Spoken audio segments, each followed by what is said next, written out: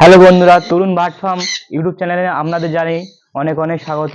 অনেক দিন আমরা চ্যানেলে ভিডিও আনতে পারিনি, একটু প্রবলেম ছিল আমাদের। তো আজকে আমরা ফাইনালি ভিডিও এনেছি এবং সেলের ওপরে। সামনেই পুজো আছে, পুজোর ধামাকা অফার রেখেছি আমরা। 10,000 টাকায় 1.5 বছরের সানকুনুর সেল। সব কালার কেটে গেছে, সব টিম পাখি আছে, মাথায় বসছে, গায়ে হাত পায়ে বসে, এবং আমরা A19 নিয়ে হ্যান্ড করি। দেখতে পাচ্ছেন সব গায়ে হাতে বসে আছে, কত সুন্দর কালার কেটেছে দেখুন। এবং আমাদের পাইনঅ্যাপেল লেগেছি 2,000 টাকা জোড়া, রেড ফ্যাক্টরের ওপরে পাইনঅ্যাপেল আছে, দেখে নিন কতটা রেড আছে।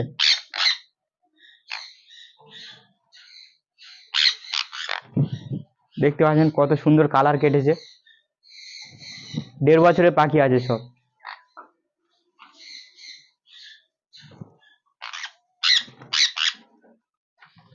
ডেলিভারিরও ব্যবস্থা আছে, কারো যদি লাগে বলবেন। নাম্বার ডিসক্রিপশানে এবং কমেন্ট বক্সে নাম্বার পিন করা থাকবে। তো গাইজ, আমরা অনেক দিন ভিডিও করিনি, আমাদের একটু প্রবলেমের জন্য। আবার আমরা কন্টিনিউ ভিডিও ছাড়তে থাকবো। আর আমার যে যে বিদেশি পাখিগুলো আছে সেইগুলো আমরা আবার শো করব। ভিডিও অনেকদিন ছাড়তে পারিনি, ঘরেও সেইভাবে গুছোতে পারিনি। এবার ঘরে লাগবো, আর পাখিগুলো আমরা আরও শো করাবো। আরও কিছু আমরা বিদেশি অ্যানিমেল কিছু নিয়ে আসবো, যেমন ধরো ওই যে লায়ন হেড যে ইয়ে হয়, যে র্যাবিট মানে খরগোশগুলো হয়, ওইগুলো আমরা নিয়ে আসবো। আরও যে সুগার গ্লাইডার, এগুলো আনার প্ল্যান আছে। তো সেগুলো আমরা এবার শুরু করব। ঘরটার মানে যখন এই ঘর বেঁধেছি তখন একটু আর্থিক অবস্থা খারাপ হয়ে যাওয়ার কারণে আর সেইভাবে মোটিভেশন হয় না যে ভিডিও বানাবো, কিন্তু এখন কিছুটা হলেও গুছিয়ে উঠেছি। এবার আবার ভিডিও আমরা ছাড়তে থাকবো। তো গাইজ, আমাদের একদম পুরো বাংলাদেশে গিয়ে ম্যান্ডারিন আমরা নিয়ে আসবো বলে, ম্যান্ডারিন যে ডাক আমরা আনবো বলে, কিন্তু বাংলাদেশের এই গন্ডগোলের জন্য আমরা আর বাংলাদেশে যেতে পারলাম না। এবার স্থানীয় কিছু যে সুগার গ্লাইডার আমাদের এখানে আছে, সেই সুগার গ্লাইডার বা আরও বিদেশি কিছু পাখি আমরা নিয়ে আসবো। আপনারা আগে আমাকে যেভাবে সাপোর্ট করেছেন আমাকে ওইভাবে সাপোর্ট করুন। তো আশা করি আমি এই সব দিকে একটু আগাতে পারবো।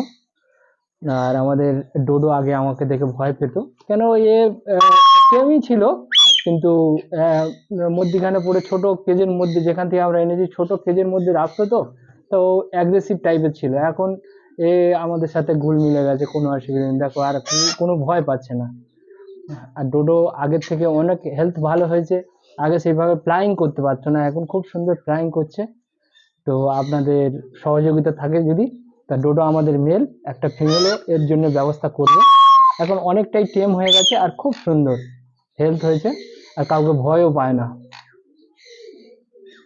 আগে এইভাবে হাত দিতে দিত না গায়ে, দেখুন গাইস, খুব সুন্দর। এখন এখন ডোডো কথা শোনে, আর কি ডাকে, কাক ডাকে। হ্যাঁ, খুব সুন্দর হয়েছে ডোডো, দেখুন।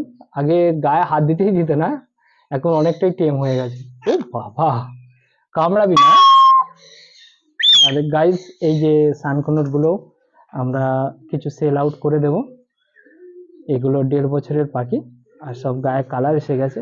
আর আমার যত পাখি আছে সব আমি A19 দিয়ে হ্যান্ড ফিটিং করাই, আর সব টেম পাখি। দেখুন গাইস, আমার গায়ে যেভাবে এরাই করছে, এই পাখিগুলো সব টেম পাখি। এইগুলোকে আমরা এবার রিলিজ করে দেবো। আমরা ওপেন এভিয়ারির মধ্যে এই পাখিগুলো টোটাল রিলিজ করে দেবো। কিন্তু সানকনুর যেগুলো আছে, পাইনঅ্যাপেল কোটা আমি জাস্ট ভিডিওর জন্য এনেছি, এগুলোকে আমি এভিয়ারিতে ছাড়বো না। আমার প্ল্যান আছে এভিয়ারিটা আরও একটু বড় করব, তখনই পাইনঅ্যাপেল ছাড়া যাবে, নাহলে এরা সানকনুরকে অনেক অনেক ডিস্টার্ব করে। তো গাইস, আমরা খাঁচা খুলে দিয়েছি। তো আমাদের সানকনুরগুলো এবার বেরিয়ে আসবে। এই একটা বেরোলো, আস্তে আস্তে সবাই বেরিয়ে যাচ্ছে।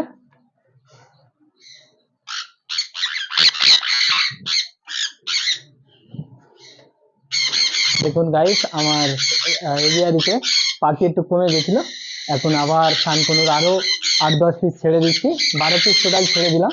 তো আমার এভিয়ারিটা এখন একটু আরো খুব সুন্দর লাগবে। আরো কিছু শানকনুরের বাচ্চা আছে, সেগুলো হ্যান্ড ফিটিং আছে, সেগুলো এর মধ্যে ছেড়ে দেবো। আর দেখুন গাইস, যে পুরনো পাখিগুলো আছে নতুন পাখিগুলো ছাড়ার পরে তারা কিভাবে ওদের ডিস্টার্ব করছে, দেখুন কামড়া কামড়ি করছে, সব জল বেঁধে অ্যাটাক করছে দেখুন গাইস। আবার যে নতুন পাখিগুলো, পুরনো পাখি যেগুলো আছে তারা পুরনো নতুন পাখিগুলোকে অ্যাটাক করছে জল বেঁধে। এই দেখুন গাইস, ওরা সব যেগুলো নতুন ছেড়েছে তারা সব এক জায়গা হয়ে গেছে, আর পুরনো পাখিগুলো ওদের অ্যাটাক করছে। ডোডো, তুমি ওদের কি কামড়ে দেবে? হ্যাঁ, কামড়ায় না, কামড়ায় না, গুড বয়, গুড বয়, কামড়ায় না ওদের, ওদের কামড়াবে না। আর দেখুন গাইস, এই পাখিগুলো নতুন পাখিগুলোকে কিভাবে কামড়াচ্ছে।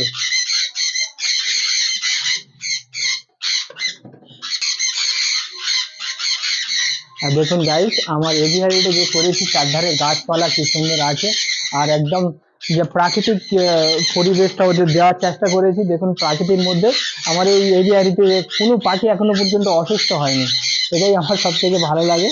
আর এখানে দেখুন চারধারে গাছপালা আছে, তো খুব সুন্দরভাবে এরা থাকে। কিন্তু দেখুন গাইস, এই যে নতুন পাখিগুলো ছেড়েছি, পুরনো পাখিগুলো কিভাবে অ্যাটাক করছে। আজকে সারাদিন আমাকে ওয়াচ করতে হবে, না কামড়ে না মেরে দেয়। দেখুন কিভাবে অ্যাটাক করছে।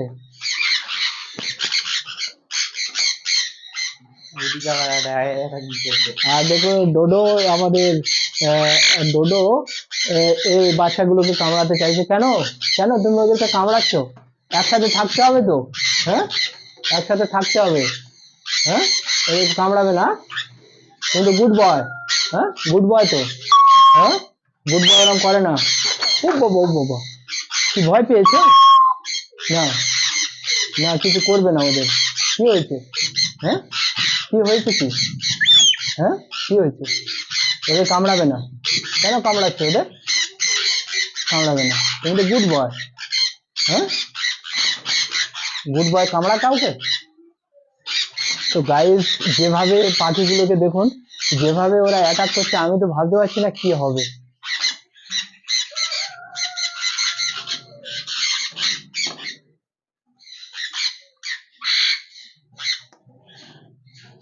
নেক্সট ভিডিওতে আমরা দেখাবো এরা কিভাবে মিলেমিশে গেল, না এই অ্যাটাকের জন্য এই পাখিগুলোকে আলাদা করতে হলো, সেটা আমি নেক্সট ভিডিওতে দেখাবো।